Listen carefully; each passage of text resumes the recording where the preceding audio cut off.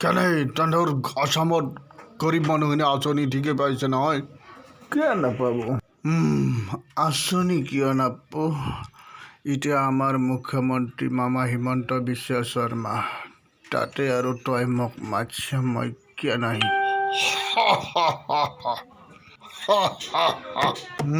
আমজেদ খানো এটা কিবা নতুন পাৰ্টি খুলি তাকে যাওঁ, তাকে লাগি যাই কথা পাতা না কি ক? যাওঁ চুগাৰটোৰ কাৰণে খোজ কাঢ়িবও দিগদাৰ, তেওঁ তোৰ মৰামত আছোঁ। ভাই এখনত স্প্ৰিং আছে নেকি? দাঙি দাঙি দে দেখোন। তোৰে ভাল হৈছে দে ভাই, মিহিকে পুৰা কামে আছা না?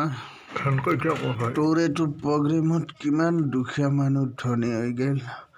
ৰাতিপুৱা নাস্তাত পকা চপৰা খোৱা মানুহ এতিয়া 5 ষ্টাৰ হোটেলত ভাত খাই আছে। বহু মানুহ ধনী কৰি ফেললি ভাই তই। দে লাগি থাক। বহুত ধুনীয়া কথা। চানি যি আছে, চানি লিঅন মোৰ লগত আহিবা উঠিছিল। কিয় নাহিলি? সেইকাৰণে তাক মই একেলগে লৈ নললো। মই গম পাওঁ মতে তই মোক কিবা প্ৰশ্ন কৰিবি বুলি আজি গম পাইছোঁ, হয় ন কথাটো? তই সদায় মানুহকেইটা প্ৰশ্ন সোধা, আজি মই তোক এটা অসমৰ প্ৰশ্ন সুধিম।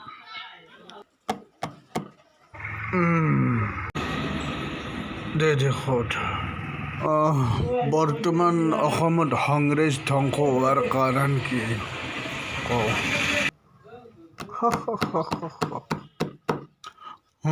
চিন্তা কৰিব লগা হৈছে না? আমাৰ অসমৰ মানুহৰ কাৰণে জটিল প্ৰশ্ন। মই জানাত পৰিয়ালকেন্দ্ৰিক ৰাজনীতি। শুদ্ধ। তই নৰবি বুলি ভাবছিলো।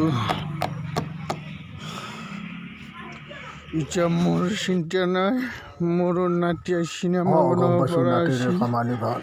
এফালে চানীৰ ইনকাম, এফালে ববিৰ ইনকাম, পইচাৰ চিন্তা নাই, ভগৱানে দিলে। চলি আছো কিবাকে। খালি এটা কথা, সিহঁতে মোৰ নাম ৰাখলি হ'ল, বুজি পাইছা? আজি এই অনুষ্ঠানত আমাৰ বহু ঠাইৰ পৰাই মানুহ আহিছে। তাৰ ভিতৰত ৰঙিয়াৰ এজনী ছোৱালী আহিছে। ৰঙিয়াৰ তাই কিবা অসুবিধা আছে যদি আপোনাক সুধিব। ভণ্টি কিবা সুধবি সোধ। নমস্কাৰ ছাৰ, মই কৰডাল পঞ্চায়তৰ মানুহ ৰঙিয়াৰ ছাৰ। মই অৰুণোদয়টো পোৱা নাই, আপুনি কিবা এটা কৰি দিব।